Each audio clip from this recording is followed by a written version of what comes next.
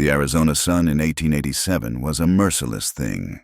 It beat down on the baked red earth until the air itself shimmered, turning the distant mesas into hazy, trembling apparitions for Caleb Thorne. The heat was just another layer to the silence that defined his life. At 21, his world had been whittled down to the essential, unforgiving elements of the territory. The grit of dust in his teeth, the smell of sun-scorched leather, the steady, warm presence of his horse, Dusty, and the cool, heavy weight of the Colt Peacemaker holstered at his hip.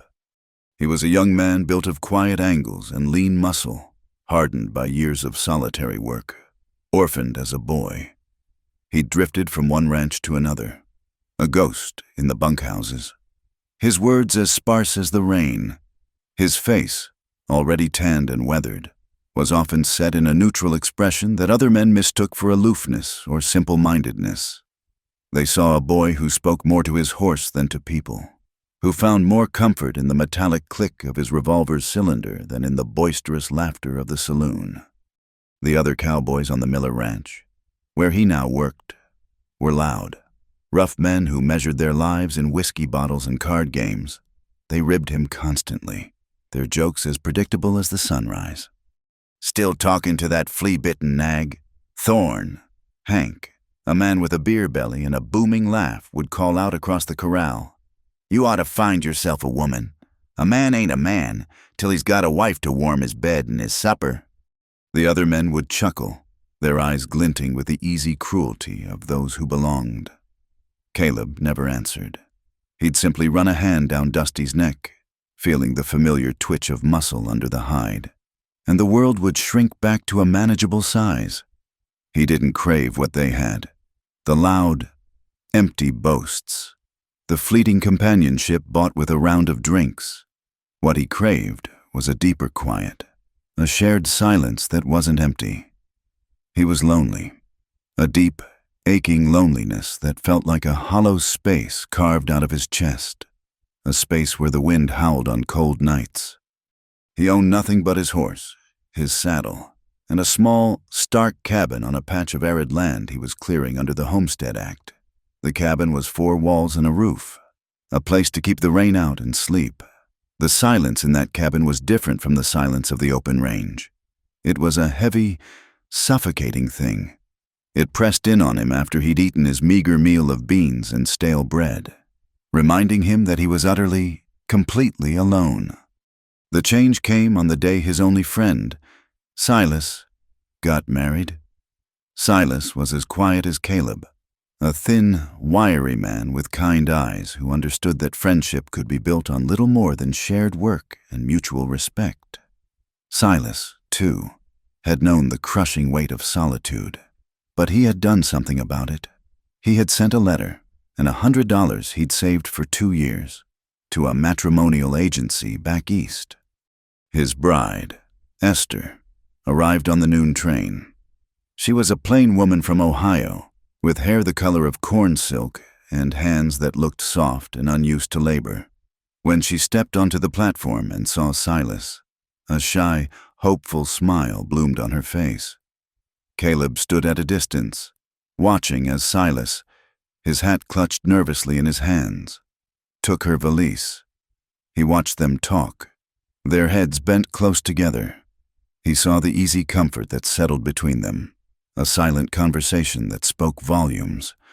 That evening, a small celebration was held.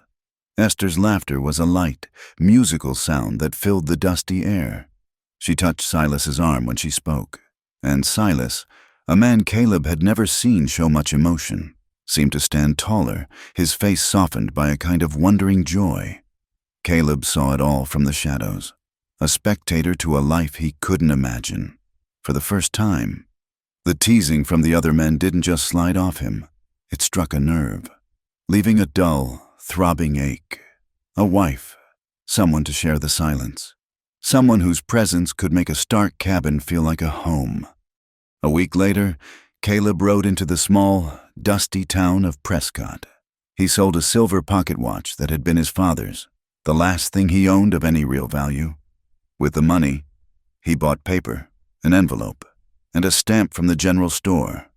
That night, by the flickering light of a single tallow candle, he sat at his rough-hewn table and began to write.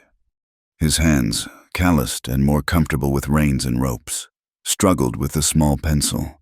The words came slowly, painfully. He was not a man of letters. He couldn't write of poetry or romance. He wrote the truth as he saw it. Asterisk to the Matrimonial Gazette. Asterisk. My name is Caleb Thorne. I am 21 years of age. I work as a cowboy and am proving up a claim of land in the Arizona Territory. It is hard country, but I am a hard worker. I do not drink to excess or gamble. I am seeking a wife. He paused, chewing on the end of the pencil. What did he want? He thought of Esther's gentle smile, the way she looked at Silas. Asterisk, I am looking for a companion, someone to share the days with, someone who is not afraid of hard work and quiet. She should be honest and of good character, and of suitable years. He read the letter over. It was stark, plain, almost pathetic in its simplicity. It laid his loneliness bare.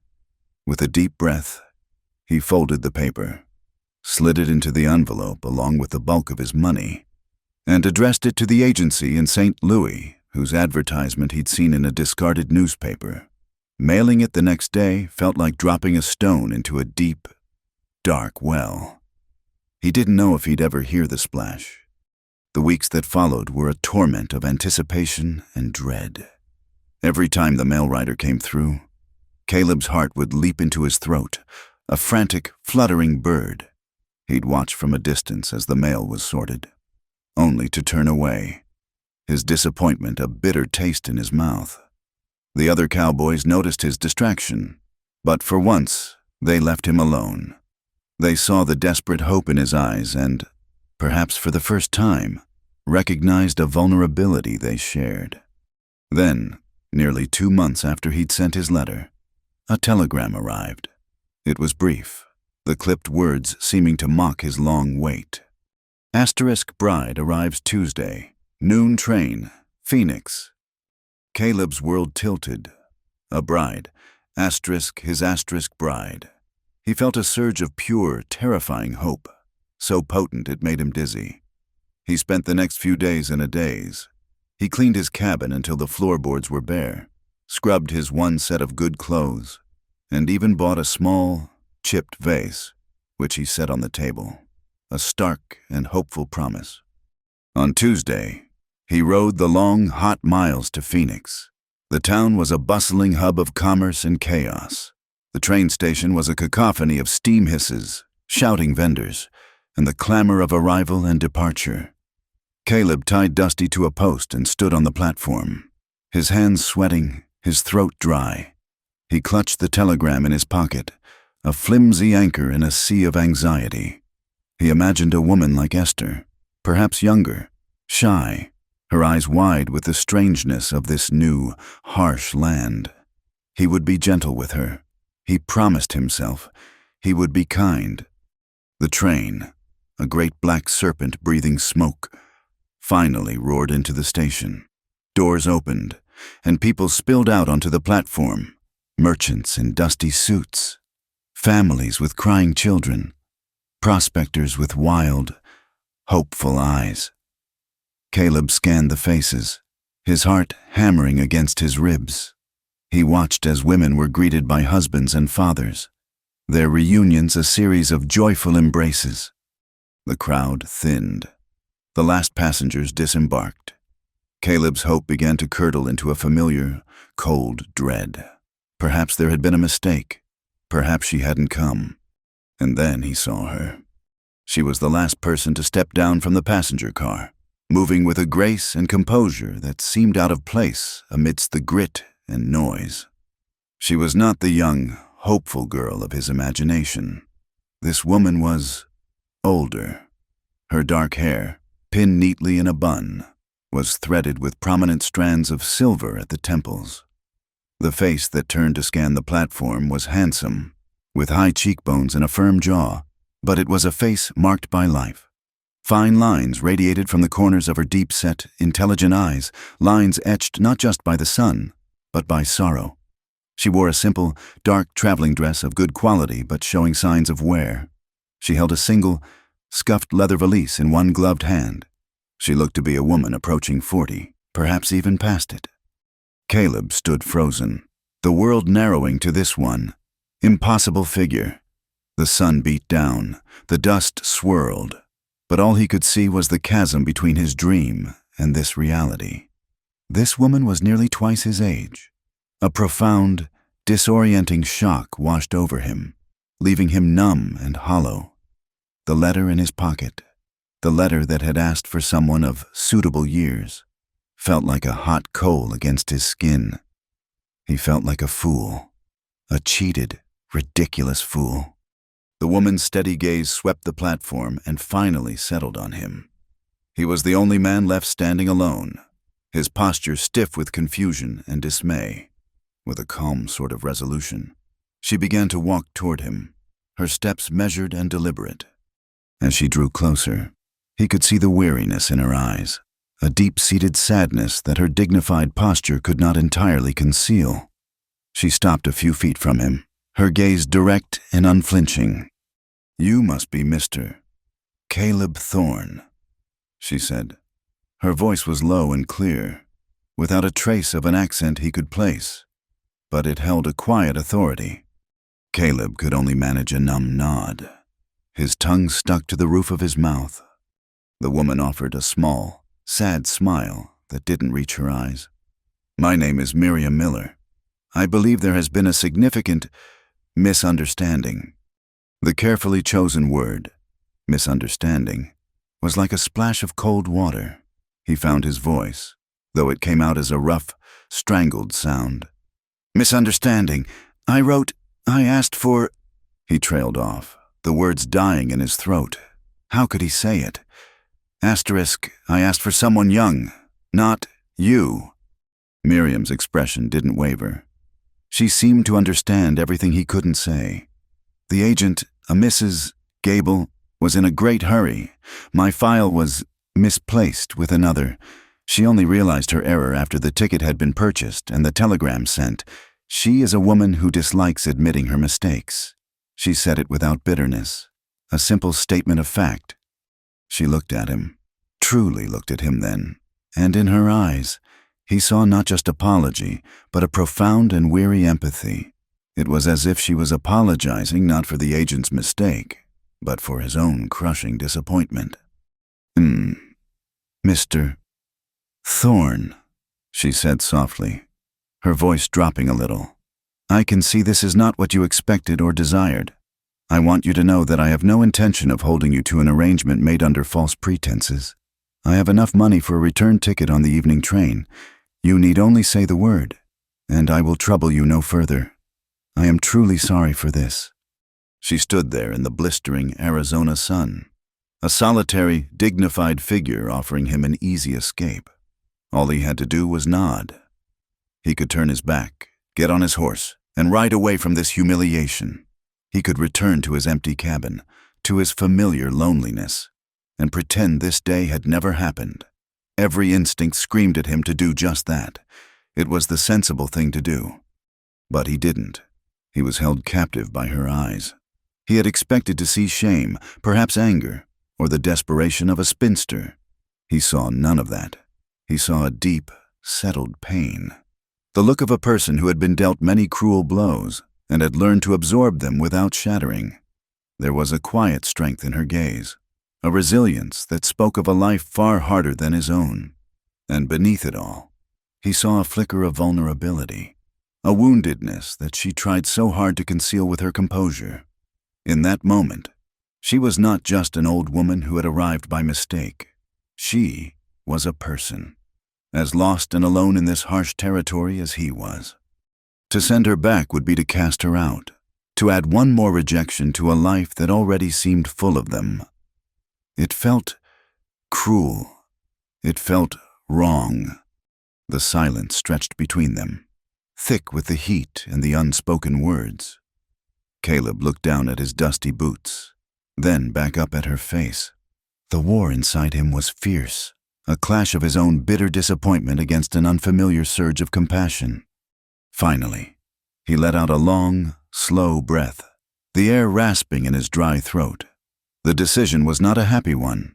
It was not born of hope or attraction. It was a simple, reluctant act of decency. He gave a short, jerky nod, not toward the station, but toward the dusty street where Dusty waited patiently. "The wagon's this way," he said, his voice a low gravel.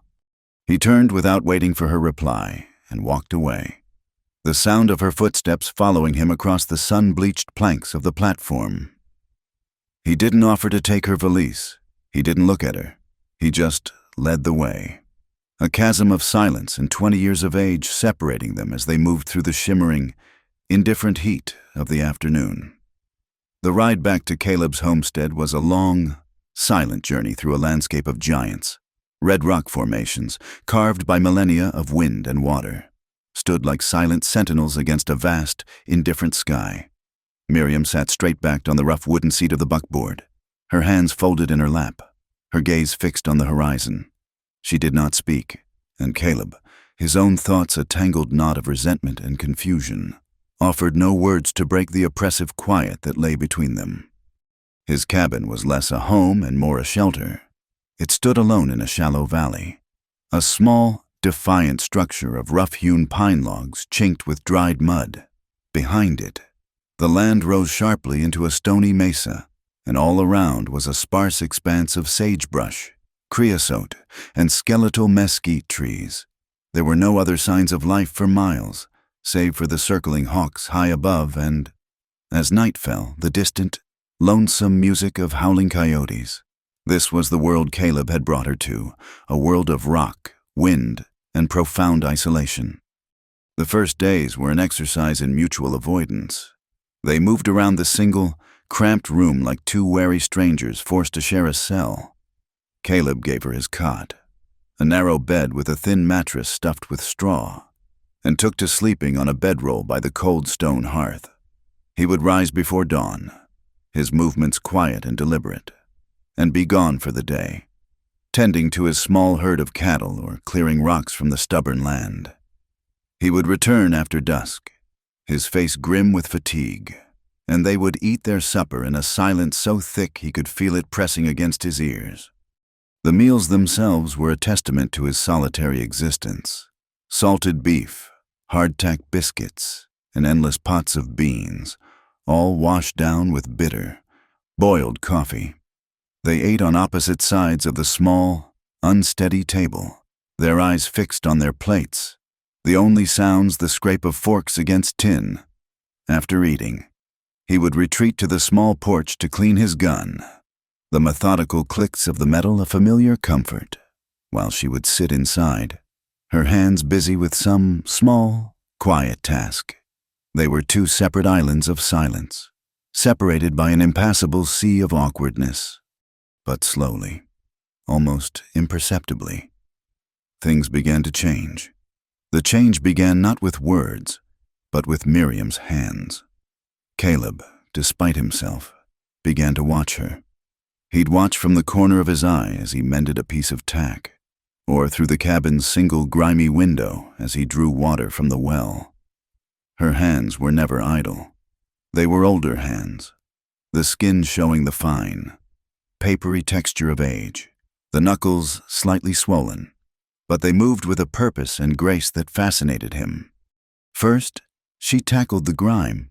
She found a stash of lye soap and, with a bucket and a stiff brush, scrubbed the floorboards until the pale grain of the wood showed through the years of accumulated dirt.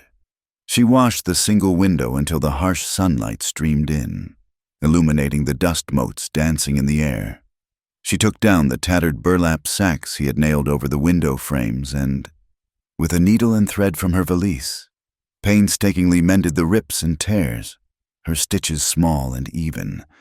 His mantelpiece, which had been a cluttered repository for spent cartridges, a broken whetstone, and a collection of odd-shaped rocks, was the next to receive her attention. He came home one evening to find it cleared and wiped clean. His things were not gone, but arranged neatly at one end. At the other end sat a small, tightly woven bouquet of dried desert marigolds and purple sage she must have gathered from the hills. Their faint, herby scent a startling new element in the cabin's stale air. Her presence began to fill the space in other ways. The scent of wood smoke was now often mingled with the smell of baking bread.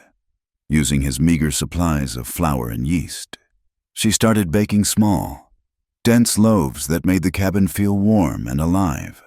She showed a surprising knack for finding flavor in the barren landscape. She gathered wild onions and pungent herbs, adding them to the monotonous pots of beans, transforming them into something savory and deeply comforting. One day, he came home to find a rabbit stew simmering over the fire, the meat tender and rich in a way he'd never managed himself. He ate it without comment, but he scraped the bowl clean. He would watch her hands as she kneaded dough, her movements rhythmic and sure. He saw how she would carefully embroider the edges of a worn dishcloth, a line of simple blue flowers blooming on the rough fabric. It was a useless, beautiful gesture that struck him as the most foreign thing he had ever witnessed. In his world, things were for use, and when they wore out, you discarded them. You did not add beauty to them. One evening, he saw her melting down the stubs of his old candles, mixing in crushed sage leaves and pouring the hot wax into a tin cup with a new wick. The next night, a soft, clean scent filled the cabin, a scent that was wholly hers. It was the scent of care, of patience, of making a home out of nothing. Her hands were a stark contrast to his own, which were calloused and scarred, made for the brutal, necessary work of roping, branding, and fighting the unyielding land. Her hands created comfort, his merely endured. He felt a strange, unsettling pang in his chest, a feeling he couldn't name. It wasn't gratitude, not yet. It was a grudging, bewildered respect. The weather turned in late autumn. The sky, which had been a relentless pale blue for months, became a canvas of bruised purple and gray. A cold, driving rain began to fall, turning the dusty earth into a thick, clinging mud. Caleb was caught out in it while searching for a stray calf miles from the cabin. By the time he found the animal and herded it back, he was soaked to the bone, a deep, invasive chill having settled into his marrow. He stumbled into the cabin, dripping water onto the clean floor, his teeth chattering uncontrollably. Miriam looked up from her seat by the fire, her face instantly filled with concern. "Get those wet things off," she commanded, her voice firm but not unkind. "Get into your bedroll. I'll make some hot coffee." He did as he was told, his limbs clumsy and stiff. He stripped off his wet clothes and wrapped himself in his blankets. But he couldn't get warm. The shivering intensified, shaking his whole body in violent, uncontrollable spasms. By the time she brought the coffee, his skin was hot to the touch, and his eyes were glassy with fever. The night that followed was a blur of disjointed, nightmarish images. The world dissolved into alternating waves of freezing cold and searing heat. He was trapped in a raging storm, then burning in the heart of the sun. He heard the coyotes howling, and their cries seemed to be inside his own head. Through it all, one thing remained constant: Miriam. She was a steady, unwavering presence in his delirium. He would surface from a fever dream to find her there, her shadow thrown large against the wall by the flickering firelight. He felt a cool, damp cloth on his forehead, on the back of his neck, her touch gentle and soothing. She spooned hot, thin broth between his lips, her voice a low, persistent murmur, urging him to drink. "Just a little, Caleb. You need your strength." He thrashed and moaned, lost in the fever's grip. He was a boy again, alone and terrified. He was fighting a faceless enemy in a saloon brawl. He was freezing in a winter blizzard. And through it all, she was there, her calm presence a lifeline in the churning chaos of his mind. She held his hand when the shivers racked him, her grip surprisingly strong. She bathed his face when the sweat poured from him. She did not sleep, for hours that stretched into an eternity. She fought the fever alongside him.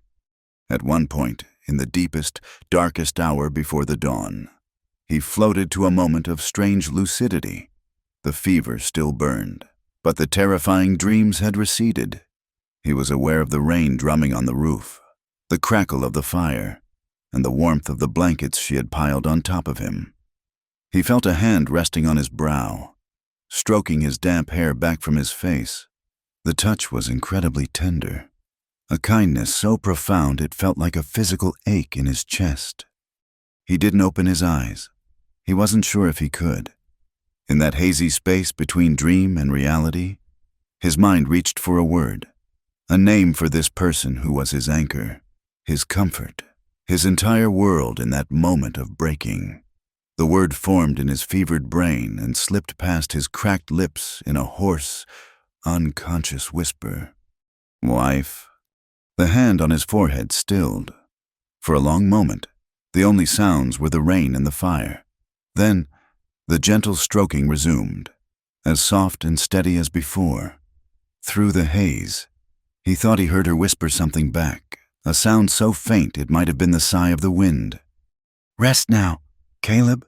Just rest. He slipped back into the depths, but the terrifying dreams did not return. The fever broke with the dawn. When Caleb finally awoke late the next morning, the rain had stopped.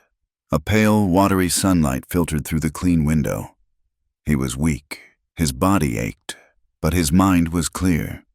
Miriam was asleep in her chair by his bedroll, her head slumped to one side, a blanket draped over her shoulders. Her face, in the soft morning light, looked exhausted. The lines of sorrow and weariness etched more deeply than ever.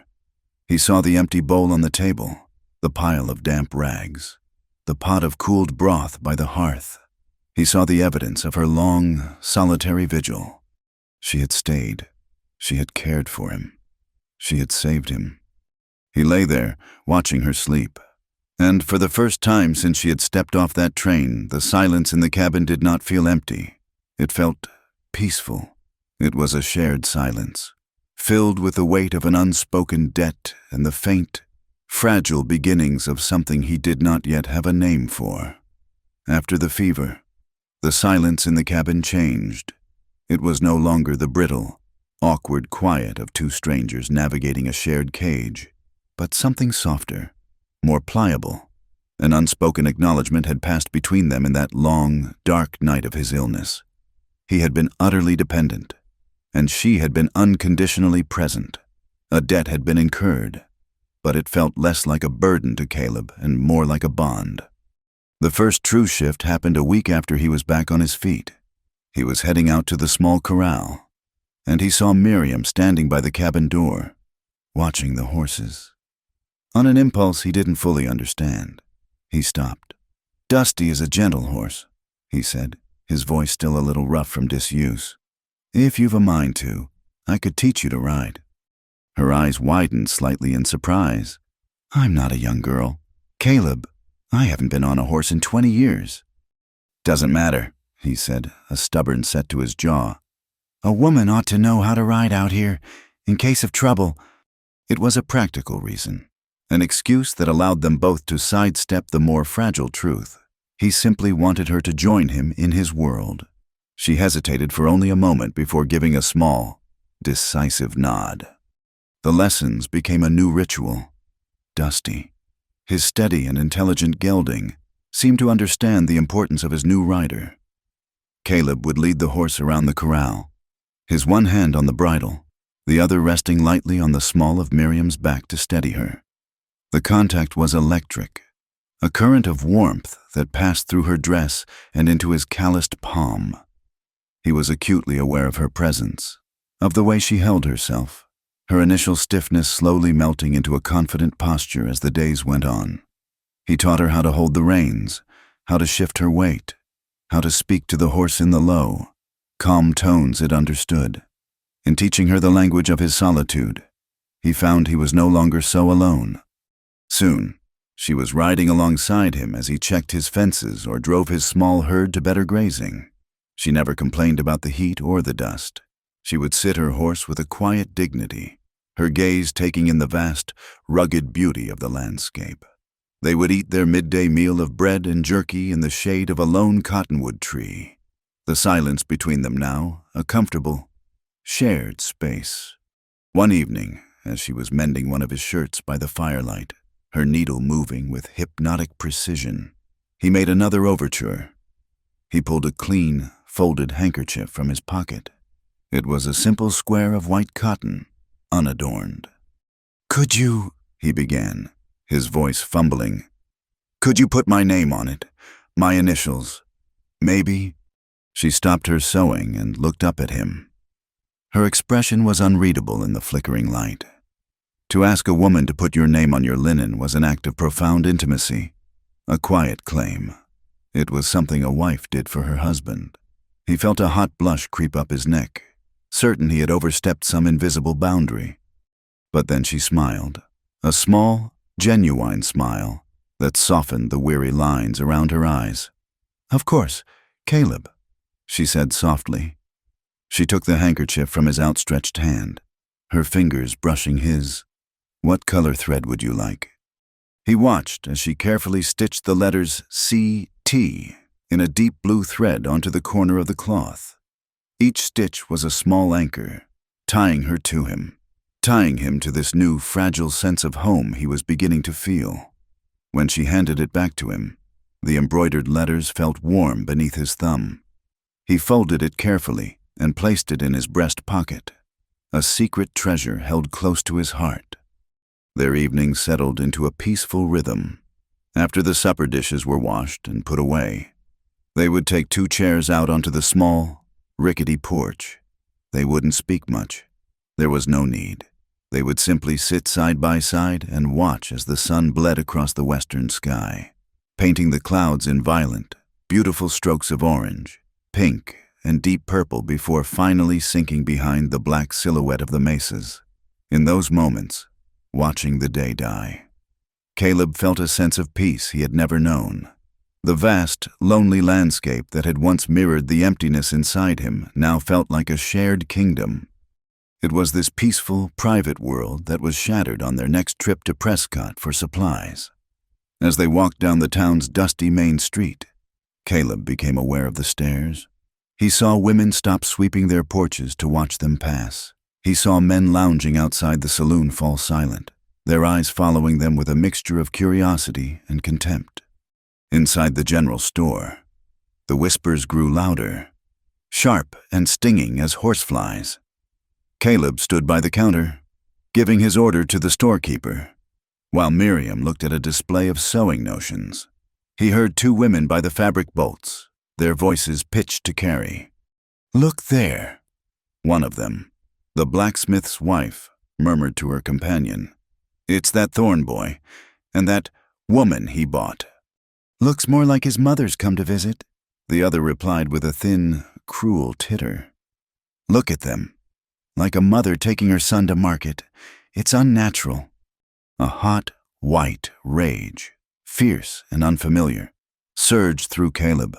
He had endured taunts his entire life, insults about his solitude, his quietness. He had always absorbed them, letting them glance off his wall of silence. But this was different. They were mocking her asterisk. They were taking the quiet dignity he so admired and twisting it into something shameful. His hands clenched into fists at his sides. He turned, his eyes blazing. He saw Miriam standing perfectly still, her back to the gossiping women, pretending she hadn't heard. But he could see the rigid line of her spine, the way her head was held just a little too high. Without thinking, he crossed the few feet that separated them. He reached out and took her hand. Her hand was cool in his, and she flinched for a fraction of a second in surprise. Then, her fingers curled around his, a tentative but firm grip. He held her hand tightly, defiantly, and turned to face the 2 women. He didn't say a word. He just stared, his blue eyes as cold and hard as river stones, until the women flushed, dropped their gazes, and scurried out of the store. He kept hold of her hand as they finished their purchases, and as they walked back to the wagon, it was a silent, public declaration. Asterisk, she is with me. Miriam remained composed, her face a calm, unreadable mask, but he could feel a fine tremor running through her hand. That night, the quiet in the cabin was different again. The comfortable peace was gone, replaced by a tense, wounded silence.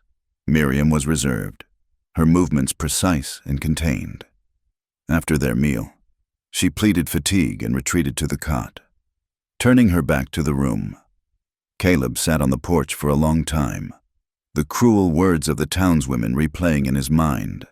Asterisk unnatural, like a mother and her son. Later, as he lay in his bedroll, he heard a sound from her corner of the room. It was a small, choked sob, quickly muffled in her pillow.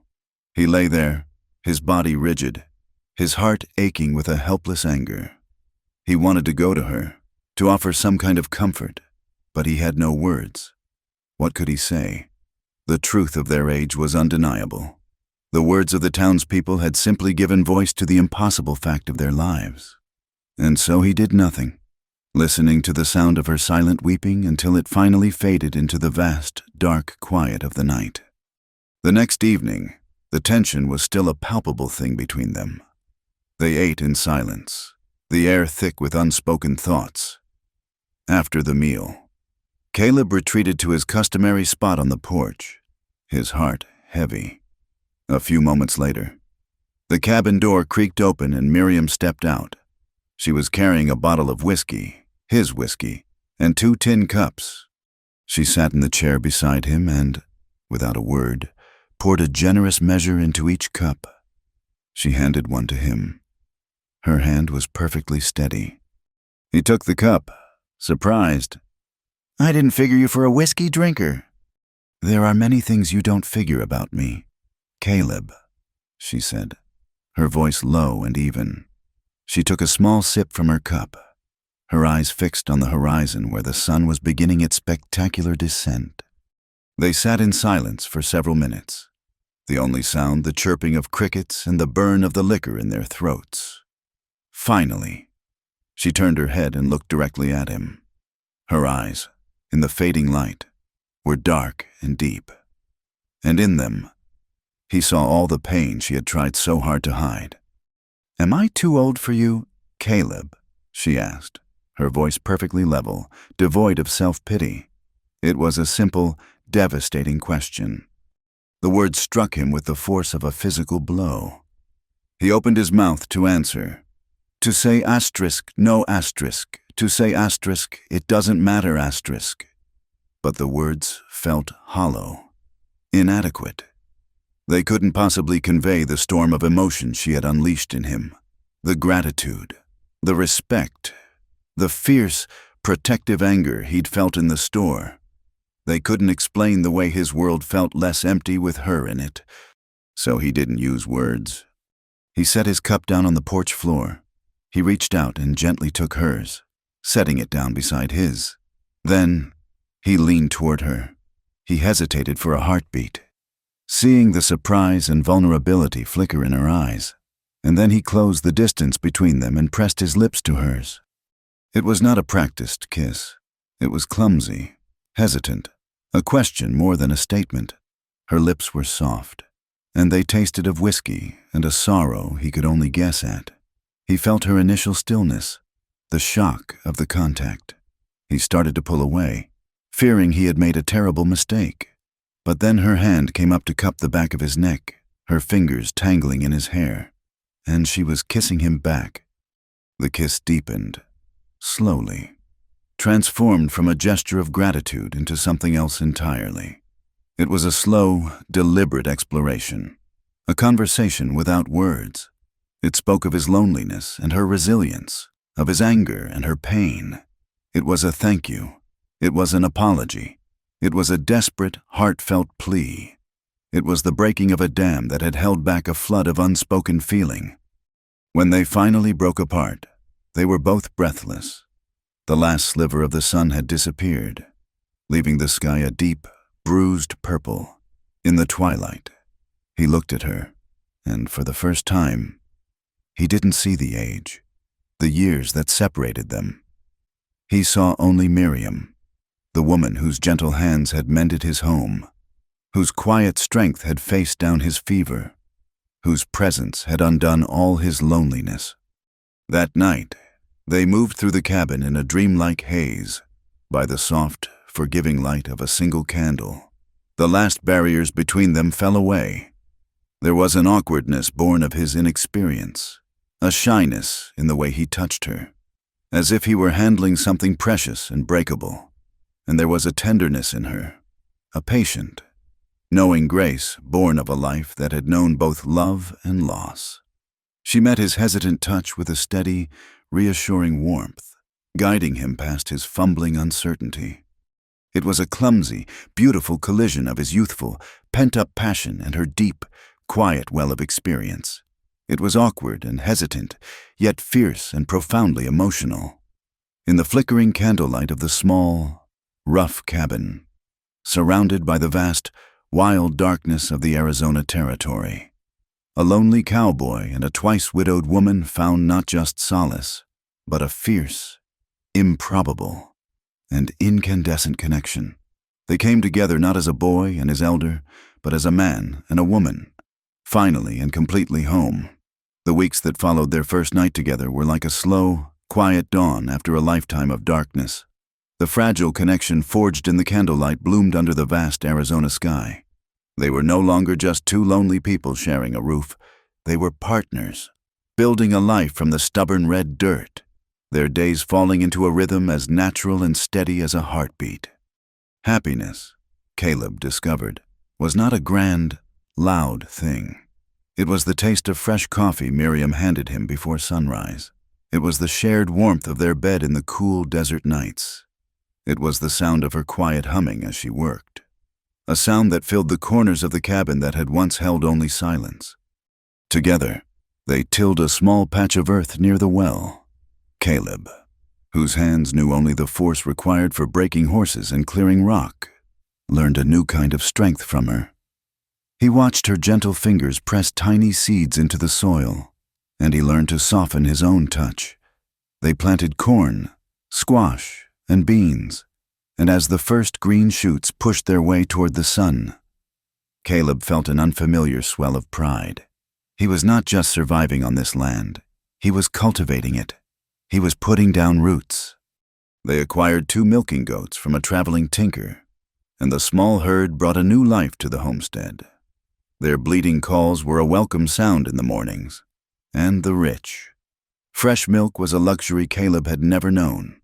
They built a new, sturdier fence around the garden and the goat pen, working side by side in the sun.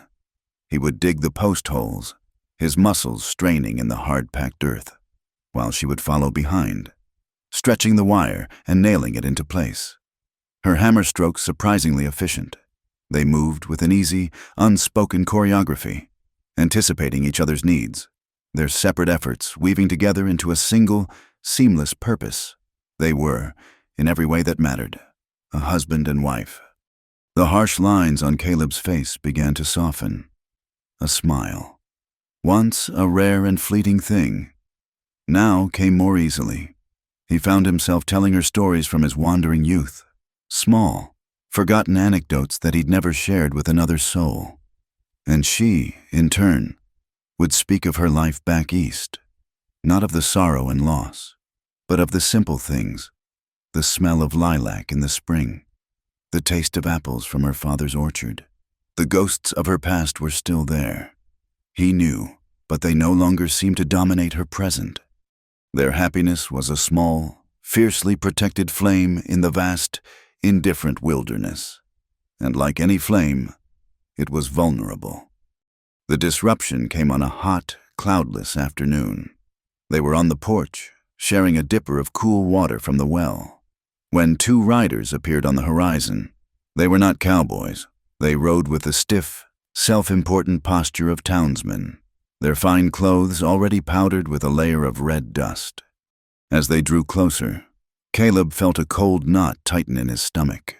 The lead rider was a large, portly man named Bartholomew Higgins. He was a wealthy landowner who had bought up several ranches in the county, a man known for his avarice and his ruthlessness.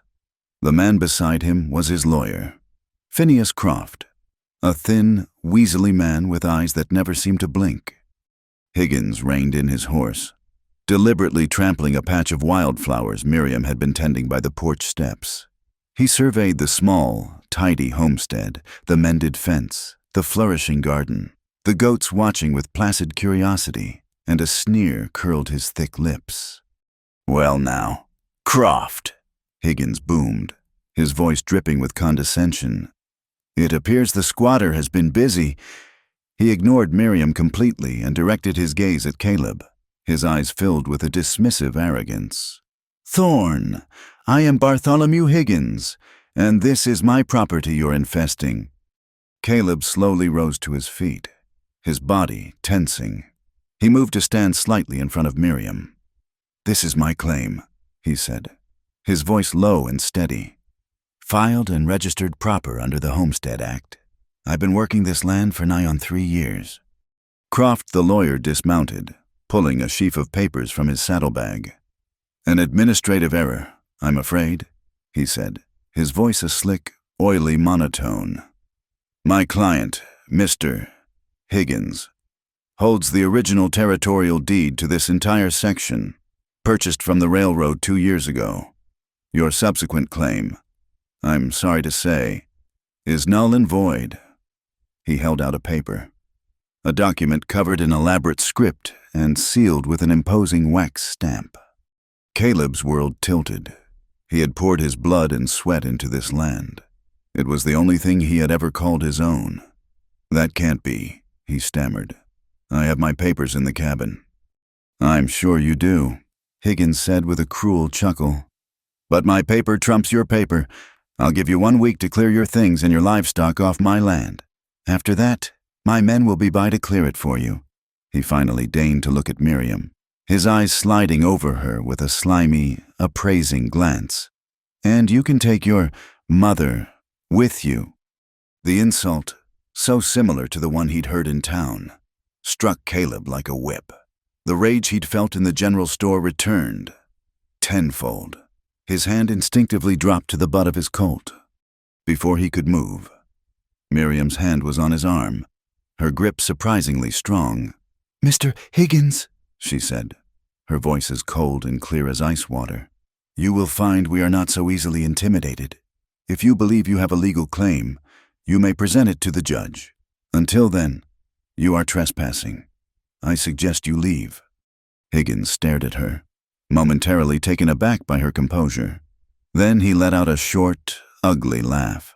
"The old woman has some spirit. It won't do you any good." He turned his horse. "1 week, Thorn. Don't make me ask again." They watched as the 2 men rode away, leaving a cloud of dust and a suffocating sense of dread in their wake. Caleb's mind was a whirlwind of fury and disbelief. But when he looked at Miriam, he saw something else. Her face was pale, her eyes wide with a look of horrified recognition. She was staring at the spot where Higgins had been, her hands trembling. That night, the easy comfort between them was gone, replaced by a tense, fearful silence. Caleb paced the small cabin like a caged wolf, his mind racing. He could lose everything: the land, the home, Miriam. He finally stopped in front of her, where she sat by the cold hearth, staring into the embers. "Miriam, what is it? You looked like you'd seen a ghost." She took a long, shaky breath before she spoke, her voice barely a whisper. "Not a ghost, Caleb, a memory." She looked up at him, her eyes dark with a pain so deep it made his own anger seem small and insignificant. "My second husband, his name was Samuel. He was a good man, an honest farmer in the next county over. He owned a piece of land, much like this one, with a stream running through it." She paused, gathering her strength. "Bartholomew Higgins wanted that stream. He tried to buy the land, but Samuel wouldn't sell, so Higgins hired Phineas Croft. They produced a false deed, just like they did today. They took him to court, and the judge, a friend of Higgins's, ruled against Samuel. He lost everything." Caleb knelt in front of her, taking her cold hands in his. "What happened to him?" Tears welled in Miriam's eyes and traced silent paths down her cheeks. Samuel was a proud man. He wouldn't be driven off his own land. He said he would fight. One night, 2 of Higgins's men got him into a card game at the saloon. They accused him of cheating. There was a fight. Her voice broke. They said he pulled a knife. They shot him dead. The sheriff called it self-defense. Everyone knew it was murder, but no one would speak against Higgins. A cold, deadly calm settled over Caleb. The world narrowed to a single, burning point of focus. This wasn't just about a piece of paper anymore. This was about a debt of blood. Higgins hadn't just come to steal his land. He had come to haunt his wife. "He killed your husband," Caleb said, his voice flat and hard. He stood up and walked to the corner where his rifle leaned against the wall. He picked it up, checking the action with a smooth, practiced motion. "And now he's come for us." Miriam was on her feet in an instant, her fear replaced by a fierce urgency. She stood in front of him, blocking his path to the door. "No, Caleb, what are you doing?" "I'm settling this," he said, his eyes like chips of ice. "The way men like Higgins understand, he wants a fight. I'll give him one." "And you'll end up dead, just like Samuel," she cried, grabbing his arms. "Don't you see? This is their game. They provoke you to violence, and then they use the law to call it justice. They have the guns, the money, and the sheriff on their side. If you ride out there with that rifle, you will either die in the dirt or swing from a rope. That is what they want." "So we just let them take it," he snarled, his rage battling with the desperate truth in her words. "We let them win."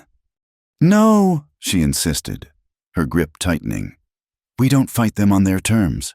We fight them on ours. We fight them with the law. We will go to the judge. We will file an appeal. We will use their own weapons against them." "The law?"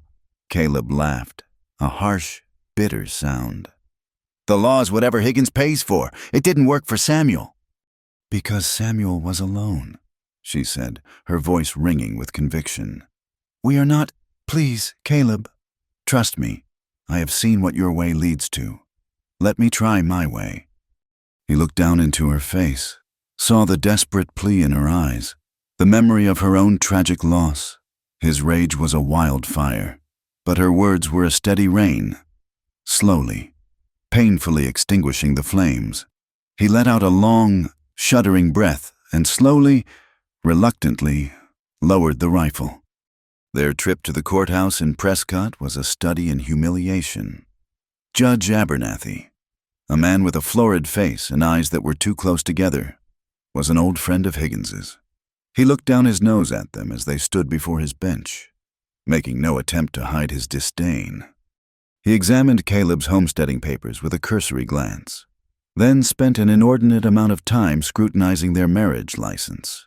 "Miriam Miller," he mused, tapping the paper. "And Caleb Thorne. Quite an age difference here. It's unusual." "Our marriage is not on trial, Your Honor," Miriam said, her voice steady. "Character is always on trial in a court of law, Madam." The judge sniffed. He listened to their appeal with undisguised impatience, his gaze frequently drifting to the townspeople who had gathered to watch the spectacle. Caleb could feel their stares, hear their whispered comments about the deformed marriage, the old crone and her boy. In the end, Judge Abernathy sided with Higgins, as they knew he would. He granted them a temporary stay, a 2-week period to gather evidence for a formal hearing, but he made it clear he considered their case to be frivolous. They left the courthouse with the laughter and jeers of their neighbors echoing in their ears, their hopes all but extinguished. That night, a heavy despair settled over the cabin.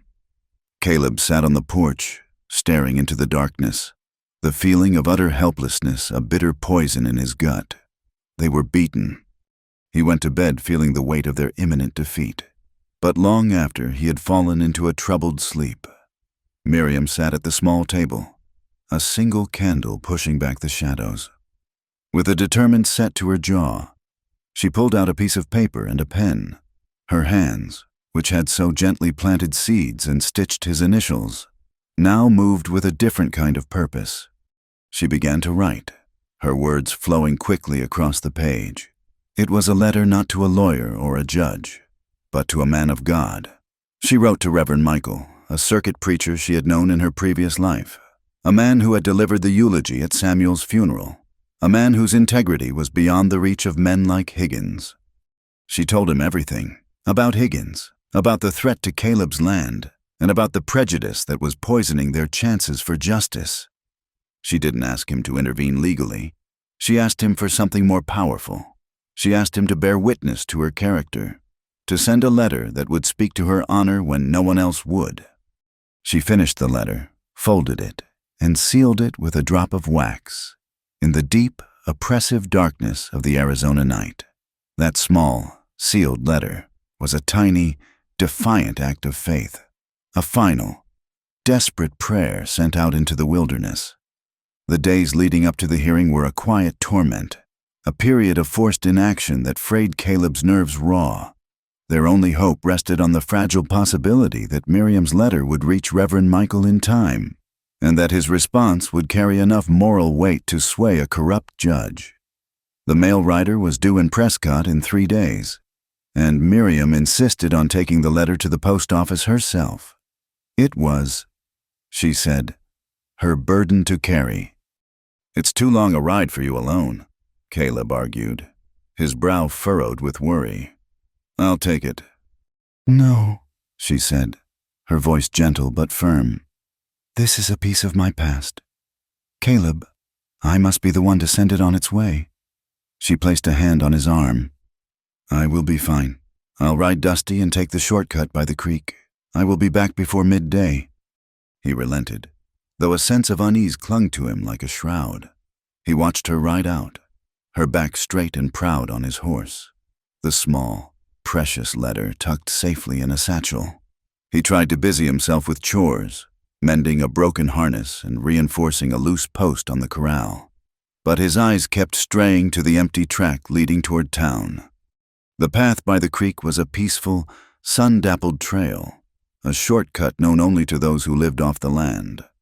The gentle gurgle of the water and the rustle of cottonwood leaves were a soothing balm to Miriam's anxious heart. She felt a sliver of hope, the first she'd felt in days. The letter was a prayer, and she was its messenger. She was rounding a bend, where the creek bed widened into a shallow, rocky ditch, when 2 riders emerged from the trees, blocking her path.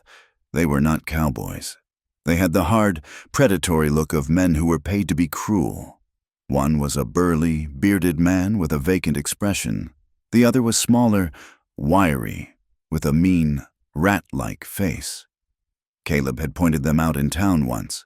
They were Jed and Roscoe, 2 of Higgins's hired thugs. "Well now, Jed, look what we have here." The smaller man, Roscoe, sneered, his eyes raking over Miriam with open contempt. "It's the old crone, out for a ride on her boy's horse." Miriam's hands tightened on the reins. Dusty shifted nervously beneath her.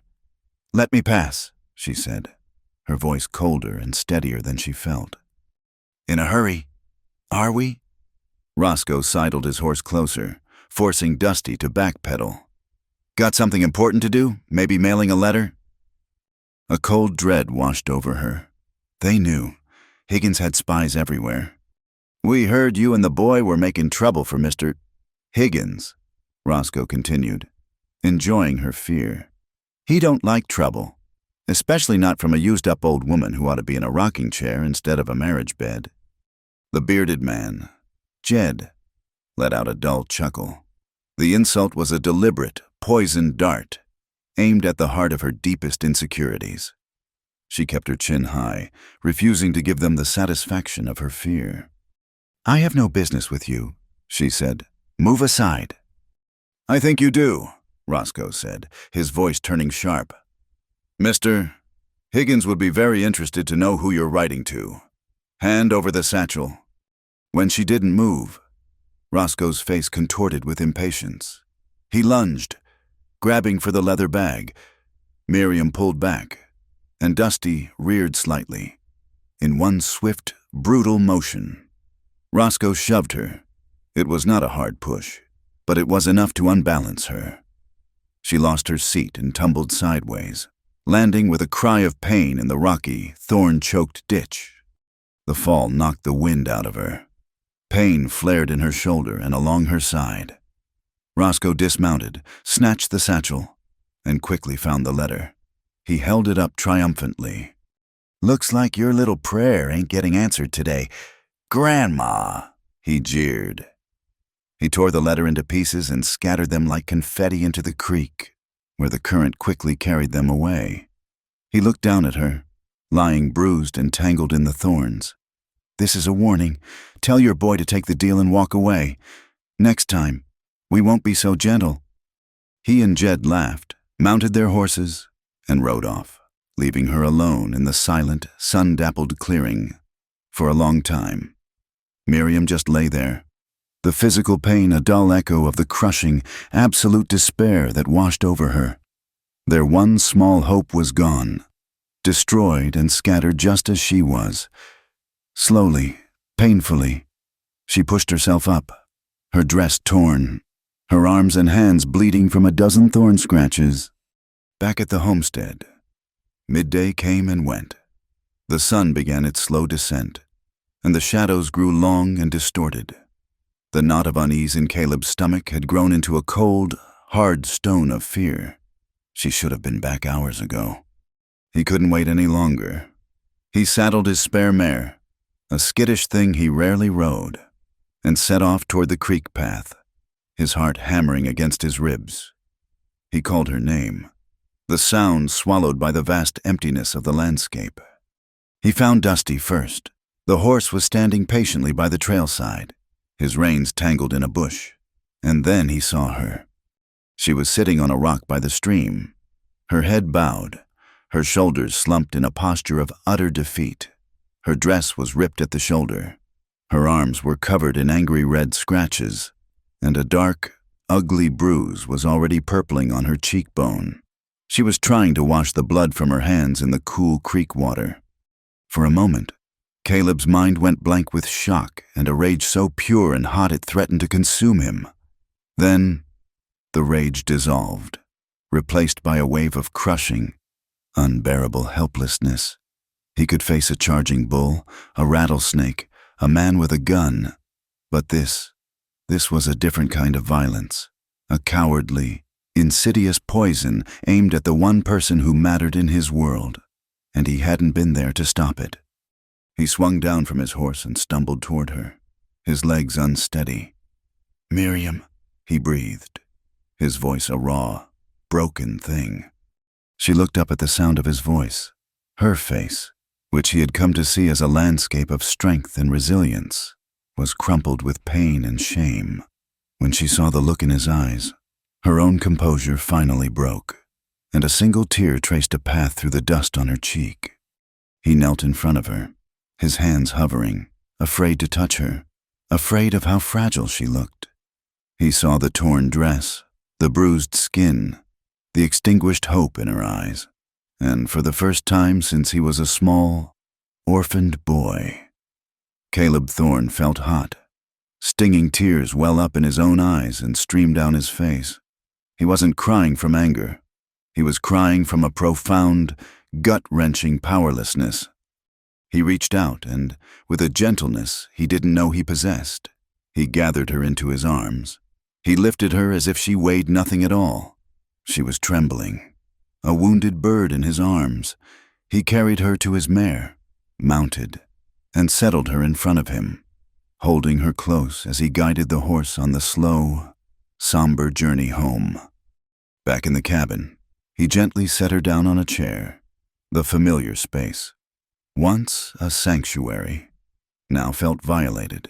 He worked in a focused, heartsick silence. He stoked the fire, heated water, and brought out the small tin of antiseptic salve and clean cloths. He knelt before her and began to clean her wounds, his touch infinitely tender. He carefully picked embedded thorns from her skin and dabbed the salve on the scratches, his tears dripping silently onto her bruised hands. She endured his care with a heavy, broken stillness. Finally, when he was done, she sagged against him, resting her forehead against his chest, her small frame shaken by a silent sob. He wrapped his arms around her, holding her tightly, protectively. Her voice, when it came, was a muffled, fractured whisper against the fabric of his shirt. It was a question forged in the deepest crucible of her fear and shame, a fear ignited by Roscoe's cruel taunts. "Caleb, if I cannot give you a son, if I am too old to bear you children, will you still need me?" The question pierced through his grief and his rage, striking him to the very core.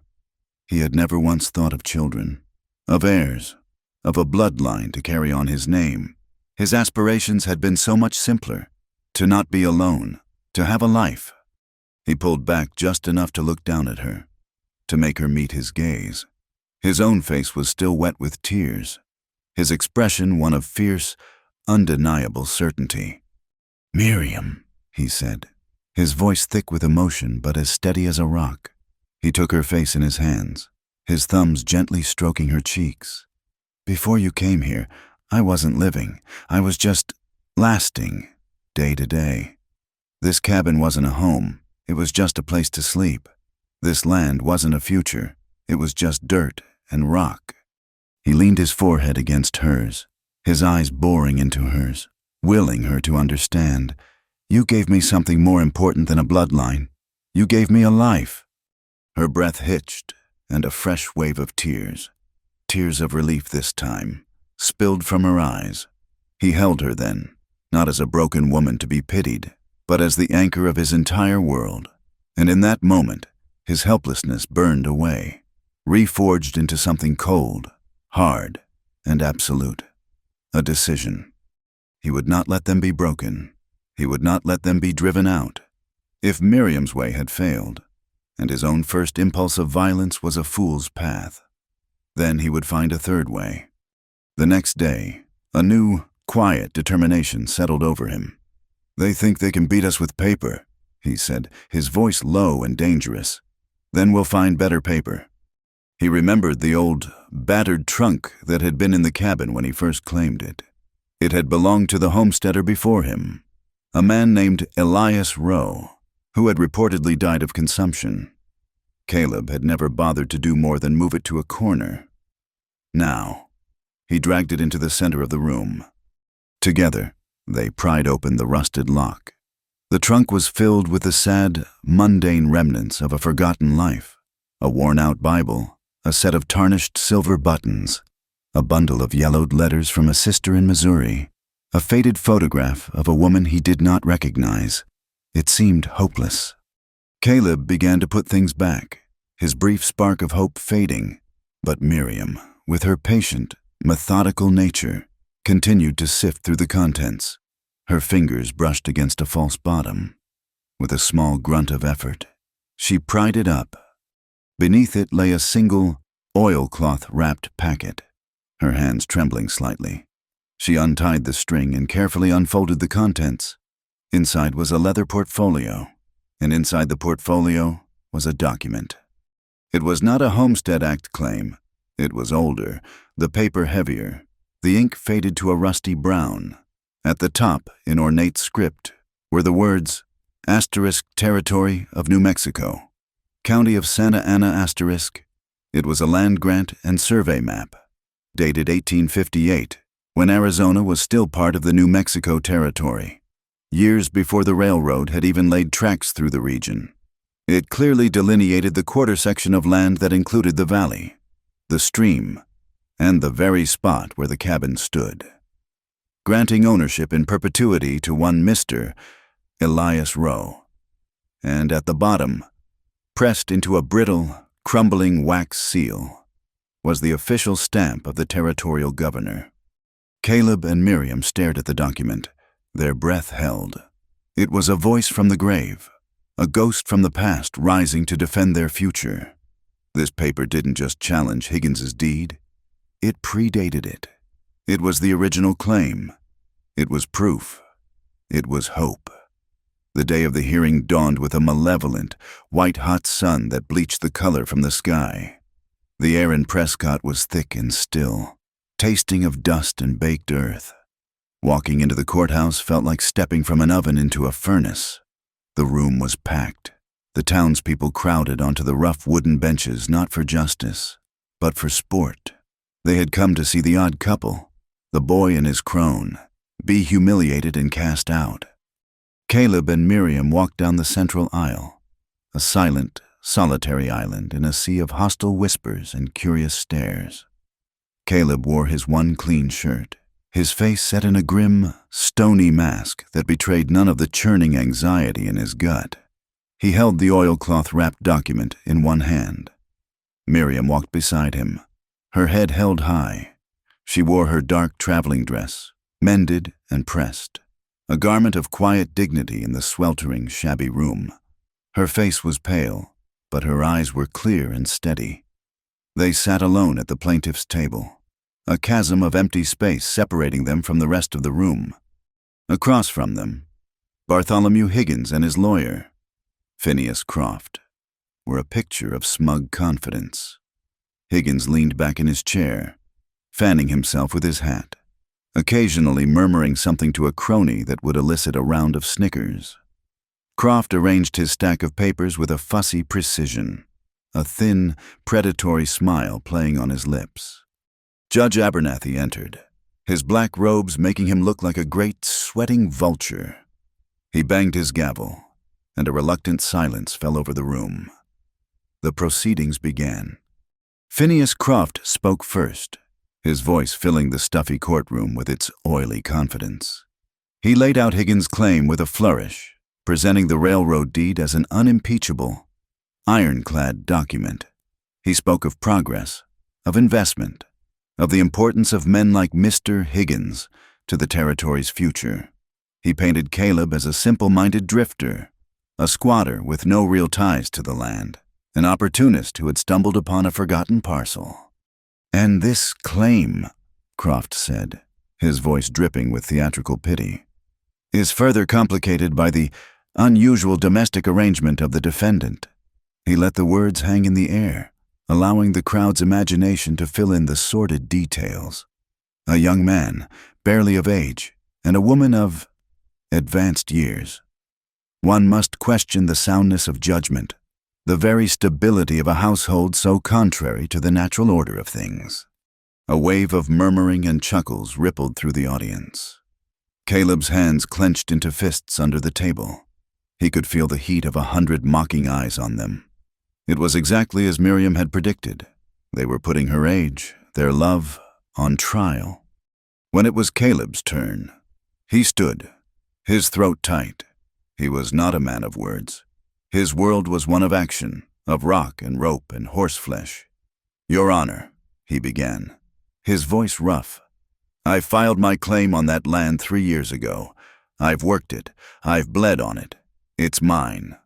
He unwrapped the old document from Elias Rowe's trunk and placed it on the judge's bench.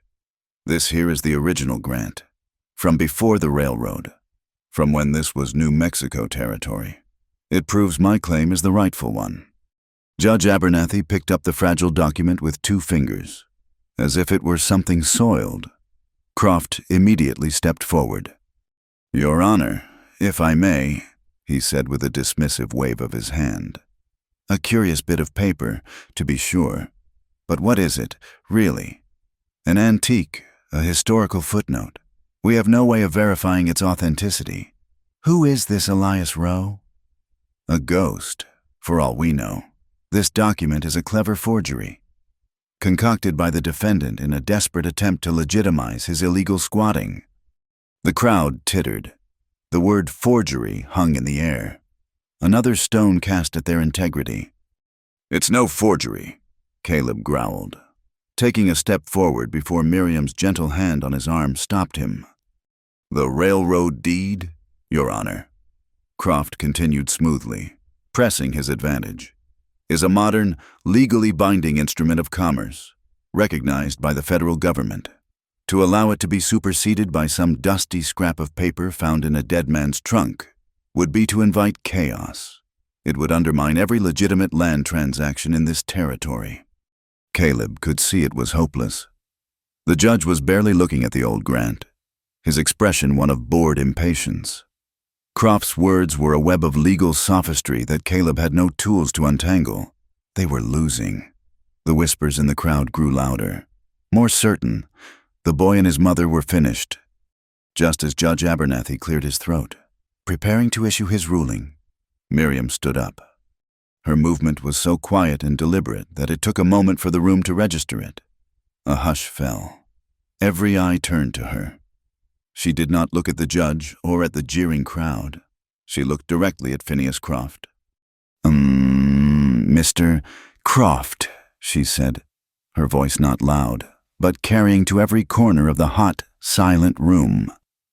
"You and Judge Abernathy have both made reference to my character, and to the nature of my marriage. You suggest that because I'm an older woman, I am somehow less honorable, my husband less sound of mind, and our claim less worthy of consideration." She reached into her reticule and pulled out a folded piece of paper. It was not the letter that had been stolen and destroyed.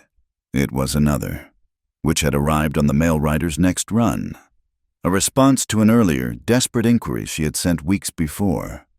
"This is a letter," she announced, "from the Reverend Michael O'Connell, a circuit preacher who knew me and my late husband, Samuel Miller, for many years. With the court's permission, I would like to read it." Before the judge or Croft could object, she began to read. Her voice was steady, each word a clear, ringing bell in the oppressive silence. "To whom it may concern," she read. "I write to you today to speak to the character of Mrs. Miriam Miller, a woman I have known to be of the highest moral fiber, a pillar of decency and Christian fortitude. I knew her husband, Samuel, to be a good and honest man, a hard worker who was beloved by his neighbors. His death was a tragedy that cast a long and dark shadow over our community, a shadow of injustice that has yet to be lifted." She continued, the Reverend's words painting a picture not of a desperate old woman, but of a respected wife, a grieving widow, a woman of unshakable integrity. She did not mention Higgins by name, but she didn't have to. Every word that affirmed Samuel's honor was an implicit condemnation of the man who had caused his death. When she finished reading, the silence in the courtroom was absolute. The smug, mocking expressions had vanished from the faces in the crowd, replaced by a grudging, uncertain respect. They had come to see a freak show. They had instead been confronted with a testament of profound and undeniable dignity. Croft was the first to recover. "Your Honor, this is an outrage. A letter from some itinerant preacher has no legal bearing on a property dispute." But the moral ground had shifted.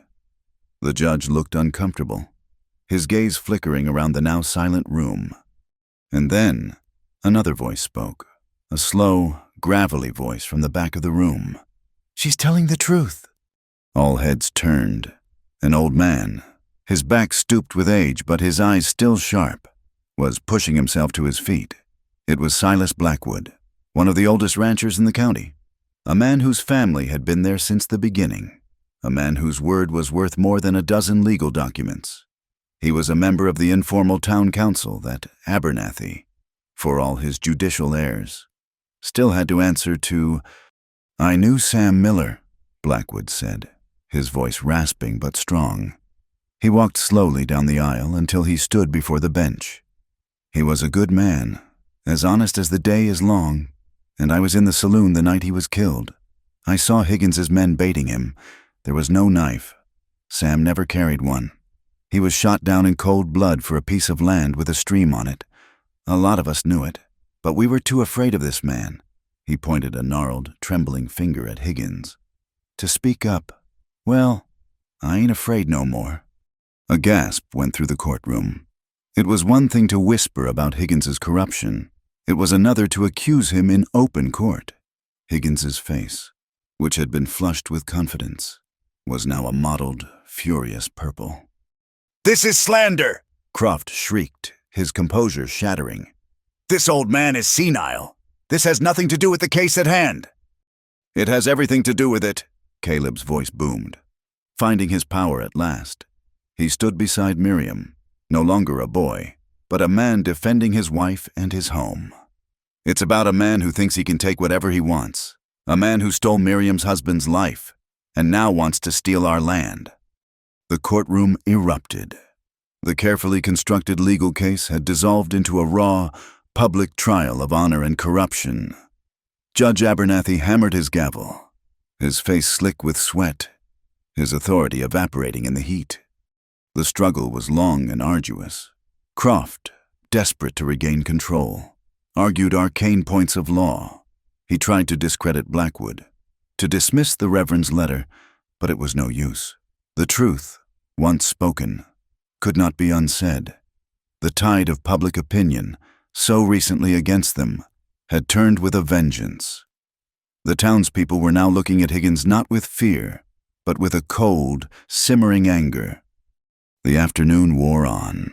The shafts of light creeping through the windows grew long and orange. The air grew hotter, thicker. Finally, as the sun began to dip below the horizon, painting the dusty windows in hues of fire, an exhausted Judge Abernathy called for a recess to make his decision. They sat at their table, drained and trembling, while the judge deliberated. The minutes stretched into an eternity. Caleb reached under the table and found Miriam's hand. It was ice cold. He wrapped his own around it, holding on as if to a lifeline. Finally, the judge returned. The room fell silent once more. Abernathy would not look at Higgins. He cleared his throat. While the deed presented by Mr. Higgins is indeed a legal document, he began, his voice weary, this court cannot ignore evidence of a prior, pre-existing claim, the territorial grant presented by the defendant, Mr. Thorne, while archaic, appears to be a legitimate document of its time. Therefore, based on the principle of prior claim, this court finds in favor of the defendant. The Thorne homestead belongs to Caleb Thorne. For a moment, there was a stunned silence. Then, the room erupted in a roar of approval. Higgins slammed his fist on the table, his face a mask of thunderous rage, and stormed from the courtroom with Croft scurrying in his wake. But Caleb and Miriam did not move. They remained seated at the table, the noise and celebration of the crowd fading into a distant roar. Miriam sat perfectly still, staring straight ahead, her face a blank mask of disbelief. Then, a single tear escaped and traced a slow path down her cheek, then another, and another, silent, profound tears of vindication, of grief, of an exhaustion so deep it felt as if she might never move again. Caleb tightened his grip on her hand. He could feel the fine tremors running through her, a vibration that matched the trembling in his own body. He didn't speak. He just held on, his rough, calloused hand enveloping hers, a silent, unshakable anchor in the storm. They had won, together. The ride home was a journey through a landscape of ghosts. The setting sun cast long, distorted shadows that looked like grasping hands reaching from the earth. The familiar mesas and rock formations, which had once been symbols of their shared kingdom, now seemed like silent, weary witnesses to their ordeal. They had won. The words echoed in Caleb's mind, but they brought no elation, only a profound, bone-deep exhaustion. Miriam was a dead weight in front of him, her body slumped against his chest. The rigid pride that had carried her through the courthouse had crumbled the moment they left the town behind, leaving a frightening fragility in its place. He held her close, his arm wrapped securely around her waist, feeling the slight, feverish heat radiating through the fabric of her dress. Every jolt of the horse seemed to send a fresh wave of pain through her, and he heard her small, sharp intake of breath with every step. The dark cloud of Bartholomew Higgins had lifted, but the storm had left its wreckage behind. When they finally reached the cabin, she could barely stand. He slid from the horse and lifted her down, her weight a terrifyingly small burden in his arms. He carried her inside and gently laid her on their cot, in the dim twilight filtering through the window. Her face was ashen, her breathing shallow and ragged. The bruises on her arms and cheek, which had been a dark purple, now looked almost black against the pallor of her skin. "It's just the tiredness," she murmured, her eyes fluttering closed. "I just need to rest." But it was more than tiredness. That night, the fever that had been simmering beneath the surface took hold with a vengeance. She thrashed in the narrow bed, her body slick with sweat, muttering delirious, fragmented phrases. She called out for Samuel, her second husband, and then for a name he didn't recognize, a child's name, in a voice of pure, heartbreaking anguish. Caleb was seized by a cold, primal fear. It was the fever all over again, but this time the roles were reversed. He was the one sitting vigil in the firelight, the one bathing a hot forehead, the one whispering helpless words of comfort that were swallowed by the delirium. All the skills he possessed, his strength, his knowledge of the land, his proficiency with a gun, were useless. He was clumsy and inept in this quiet, desperate battle. He remembered the thin, savory broth she had made for him, but when he tried to replicate it, the result was a greasy, flavorless liquid that she couldn't keep down. Panic began to claw at him. He was losing her. The victory in court meant nothing if he lost her here, in the silence of their home. The next day, her condition worsened. A deep, rattling cough took hold, each spasm of it leaving her weaker, more breathless. He realized with a sickening lurch that the fall in the rocky ditch, the one that had bruised her body, must have also bruised her lungs. The ordeal had left a poison in her, and it was now claiming its due. Desperate, he remembered the simple, nourishing porridge she would sometimes make for breakfast, a creamy mixture of ground oats and milk from their goats. He had never cooked anything more complicated than beans and bacon in his life, but he would learn. He had to. His first attempt was a disaster. He let the fire get too hot, and the oats stuck to the bottom of the pot, filling the cabin with the acrid smell of scorched grain. He cursed, his frustration a hot, bitter thing, and threw the blackened mess outside for the chickens. He took a deep breath, his hands shaking, and started again. This time he watched it with the intensity of a hawk, stirring constantly, his large, calloused hand awkward on the small wooden spoon. He added the milk slowly, carefully, just as he'd seen her do. When it was finally done, the porridge was lumpy and a little too thin, but it was edible. He propped her up with their only 2 pillows and brought the bowl to her. "Miriam," he said softly, touching her shoulder, "you need to eat." Her eyes fluttered open. They were glassy and unfocused, but she seemed to recognize him. He dipped the spoon into the bowl and brought it to her lips. She took a small, tentative mouthful, then another. She managed to eat half the bowl before she slumped back against the pillows, exhausted by the effort. For Caleb, it felt like a greater victory than the one he had won in the courthouse. For 3 days and 3 nights, he did not leave her side. He became her hands, her feet, her will to survive. He milked the goats, fed the chickens, and kept the fire burning low and steady. He spoon-fed her the lumpy porridge and dribbled water between her cracked lips. He bathed her face and hands with cool water. He sat through the long, dark hours of the night, listening to her ragged breathing, his own breath catching every time she coughed, his heart aching with every pained moan. In the depths of his vigil, he prayed. He was not a man who knew God, but he prayed to whatever power resided in the vast, silent sky, offering anything and everything in exchange for her life. On the 4th morning, the fever broke. He awoke from a fitful doze in his chair to find her watching him. Her eyes were clear, the fever glassiness gone. She was terribly weak, her face gaunt and pale, but she was herself again.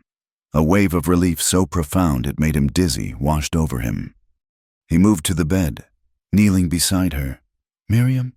he breathed, his voice hoarse with fatigue and emotion. He took her hand, her fingers cool and fragile in his. She gave him a weak, trembling smile. Her gaze drifted past him, toward the window where the morning light was streaming in. illuminating the stark silhouette of the mesa that stood sentinel over their valley. If there is a next life, Caleb, She whispered, her voice a dry, faint rustle of leaves. I would still want to meet you, there, at the foot of that mountain. The words, so full of love and yet so accepting of an end, shattered the last of his composure. A great, ragged sob tore from his throat. He had been so strong, so focused, but the thought of any life, this one or the next, without her was more than he could bear. He buried his face in the blankets beside her, his shoulders shaking with the force of his weeping. "Don't!" he choked out, his voice muffled. "Don't talk about the next life." He lifted his tear-streaked face to look at her, his eyes pleading. "We still have this one to live." A single, perfect tear slid from the corner of her eye and traced a path to her silver-streaked temple. "Yes," she whispered, "we do." Her recovery was slow, but as the last traces of winter receded from the land, so too did the illness recede from her body. The harsh, dry winds of winter gave way to the soft, warm breezes of spring. With the new season came a quiet, gentle rebirth. Life returned to the valley, and it returned to Miriam. First, she was able to sit in the chair by the fire. Then, she could take a few halting steps to the door. Soon, she was able to sit on the porch, wrapped in a blanket, her face turned toward the restorative warmth of the sun. Caleb cared for her with a fierce, unwavering tenderness. He cooked for her, cleaned for her, and read to her from the old Bible they had found in the trunk, his rough voice stumbling over the unfamiliar words. One afternoon, when she was strong enough to walk with him, he led her down the familiar path toward the creek. He took her to the spot where Roscoe had pushed her from the horse, the place of her humiliation and pain. But the place had been transformed, where the earth had been torn and scarred. A riot of wildflowers was now blooming. Tiny bluebells, delicate white primroses, and cheerful yellow poppies carpeted the banks of the ditch, their colors a vibrant testament to the land's resilience. Miriam stopped, her hand flying to her mouth. It was beautiful, a miracle of renewal. "I wanted you to see it," Caleb said quietly. "Nothing that ugly is allowed to last here."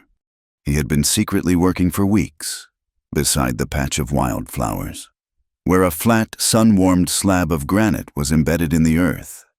He had built a bench. It was a simple, sturdy thing, constructed from smooth, gray river stones he had carried one by one from the creek bed and mortared into place. It was not the work of a skilled mason, but it was solid, permanent, and made with love. It faced the west, toward the setting sun. He led her to it, and she sat down, running her hand over the cool, smooth stone. It was a throne in the wilderness, a place of peace built upon a memory of trauma. "This is for you," he said, standing before her. "So you'll always have a place to watch the sunset." She looked up at him, her eyes shining with unshed tears, and simply said, "Thank you, Caleb." A few weeks later, when the last of her weakness had faded and the color had fully returned to her cheeks, he took her hand one evening as they sat on their new bench. "There's something we need to do," he said. He led her not to the town, not to a church, but to the middle of their small pasture, a place ringed by the silent, ancient mesas, with the vast, open sky as their only cathedral. The evening air was soft and smelled of sage and damp earth. He had no preacher, no witnesses save for the land itself. He stood before her, his hat in his hands, his heart in his eyes. "Miriam," he began, his voice thick with an emotion he no longer tried to hide. "The first time we stood before a man of the law, I was a fool. I was a scared boy who didn't know what he had. I let that piece of paper marry us, but it wasn't real, not then." He reached into his pocket and pulled out a small, simple ring. It was not gold or silver. He had forged it himself from a horseshoe nail, heating it in the forge until it glowed, hammering it into a circle on the anvil, and polishing it until the dark iron shone with a dull, humble luster. It was a circle of sweat and effort, of strength and utility, a thing made by his own 2 hands. "I want to marry you for real this time," he said, his voice trembling slightly. "Not with paper, with my heart." He took her left hand, the hand that had nursed him and held him, and slid the simple iron ring onto her finger. It fit perfectly. "Caleb Thorne," he said, his eyes locked on hers. "Take you, Miriam Miller, to be my wife, to be my partner and my friend, to be the home I never had. I promise to love you and protect you for all the days of this life we have been given." Tears were streaming freely down Miriam's face now, tears of a joy so pure and profound it was almost painful. She reached up and touched the ring on her finger. "And Miriam Miller," she replied, her voice choked with tears but ringing with absolute certainty. "Take you, Caleb Thorne, to be my husband. You took a woman broken by the world and gave her a home. You saw past my years and saw my heart. I promise to love you, to honor you, and to spend the rest of my days making this life with you a blessing." He leaned in and kissed her, a slow, deep kiss that tasted of salt and sunlight and the promise of a shared future. And as the sun finally dipped below the horizon, bathing them in a final, glorious blaze of color, the simple iron ring on her finger caught the last rays of light and glowed with a quiet, enduring fire. A year passed, marked by the slow, deliberate turning of the seasons. The fierce, cleansing fire of the first spring rains gave way to the relentless heat of another summer, which in turn mellowed into the crisp, golden light of autumn. Winter came, dusting the mesas with a fleeting coat of white. And then, once again, the world turned green. On the Thorne homestead, the changes were more profound than the shifting of the seasons. The small, solitary cabin was no longer an island in the vast, silent prairie. It had become a wellspring of life. The first arrival was a boy named Thomas, a skinny, silent child of 8 with eyes that were too old for his face. His parents, homesteaders in a neighboring valley, had been taken by the winter cough, leaving him utterly alone.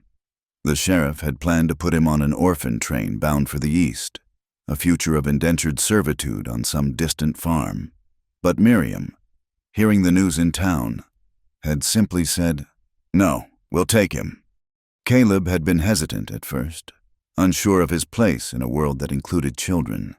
But seeing the small, lost boy standing in their cabin, clutching a bundle of his meager belongings, he saw a reflection of his own lonely past. He saw the same fear he had once felt, and he saw Miriam's hand go out, not in pity, but in a gesture of simple, unconditional welcome. After Thomas came 2 sisters, Sarah and Emily, whose father had been killed in a mining accident. They were followed by a toddler named Daniel, found abandoned on the steps of the Prescott Church. The Thorne homestead, once a bastion of solitude, was transformed. The heavy silence was replaced by a new symphony, the sound of children's laughter echoing off the canyon walls, the scuff of small boots on the porch, the murmur of voices reciting their letters. Miriam, the woman who had been told she could bear no children, had become a mother to 4. Every afternoon, after the chores were done, she held school on the porch. She had no proper slates or primers, only a few pieces of charcoal and the smooth, flat backs of wooden shingles. With a patience that seemed boundless, she taught them their letters and numbers. She told them stories from the Bible and from her own girlhood, her voice a low, soothing melody that held them captivated. Caleb would often return from the range and pause at a distance, watching her. He would see her gentle hands, the hands that had soothed his fever and held his heart, now guiding a small, clumsy fist as it formed the letter A. He saw the way the children leaned into her, their faces upturned and shining with trust, and he felt a love so fierce and protective it was a physical ache in his chest. Their world expanded. Caleb added a lean-to onto the side of the cabin for the boys, and partitioned off a section of the main room for the girls. He bought more goats, and the children learned to milk them. He expanded the garden, and they learned to weed and water. their small hands tending the green shoots that would one day feed them all. The homestead was no longer just his and Miriam's. It was a sanctuary, a place where broken things were mended and lost things were found. The town, which had once been a source of such pain, slowly began to change its tune.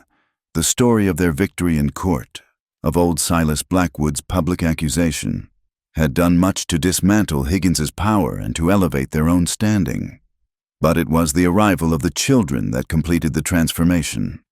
People who had once whispered about the odd couple now spoke with a grudging respect of the Thorns. On a trip to the general store, the blacksmith's wife, the same woman who had once tittered about Miriam being his mother, approached them. She did not sneer. Her face was etched with a worried frown. "Mrs. Thorne," she said, her voice respectful. "My youngest has a terrible chesty cough. They say you have a gentle hand with the sick. I was wondering if you knew of a poultice that might help." Miriam, without a trace of triumph or resentment, gave the woman a kind smile and shared a recipe of mustard and lard that her own mother had taught her.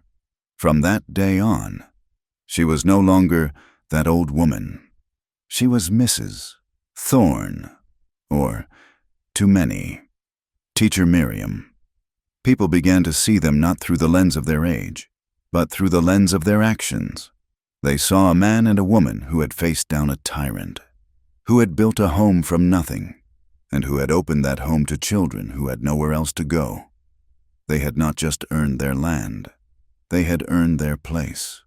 One evening, in the late summer of that second year, the air was warm and smelled of dust and wild sage.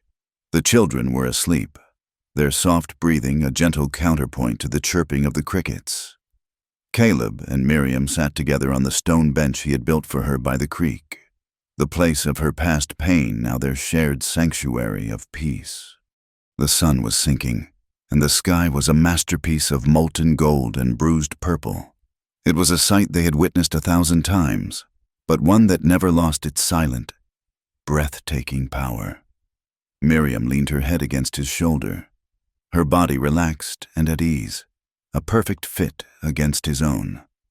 The silence between them was no longer an absence of words, but a presence of understanding, a deep, quiet language of the heart. Caleb reached up and gently stroked her hair, the silver at her temples, which had once been a mark of the impossible distance between them, was now a thing of beauty to him, a testament to the life she had lived, the sorrows she had endured, and the wisdom she had gained. It was a crown she had earned. She sighed, a soft, contented sound, and snuggled closer against him. He looked out at the vast, darkening landscape, at the sturdy silhouette of their cabin, a single light now glowing in the window like a friendly star. He thought of the emptiness that had once filled that cabin, the profound, howling loneliness that had been the only companion of his youth. And then he thought of this woman beside him, the mail-order bride who had arrived by mistake, the woman who had upended his world and then rebuilt it into something more beautiful than he could have ever imagined. He leaned down, his lips brushing against her silver hair. His voice, when he spoke, was a low, rough whisper, meant for her alone. "All my life," he said, the words coming from the deepest part of his soul. "There was a loneliness inside me so deep, I thought it was a part of my bones. I thought I'd carry it to my grave." He paused, his grip tightening on her shoulder. "And then you came. You were the first person who ever truly touched it. You soothed it. Miriam, you soothed it with your own 2 hands." She didn't answer. She didn't need to. She simply lifted her head from his shoulder, her eyes shining in the twilight, and pressed her lips to his in a kiss that was filled with a universe of love and gratitude. The light faded from the sky, leaving only the soft glow of the stars.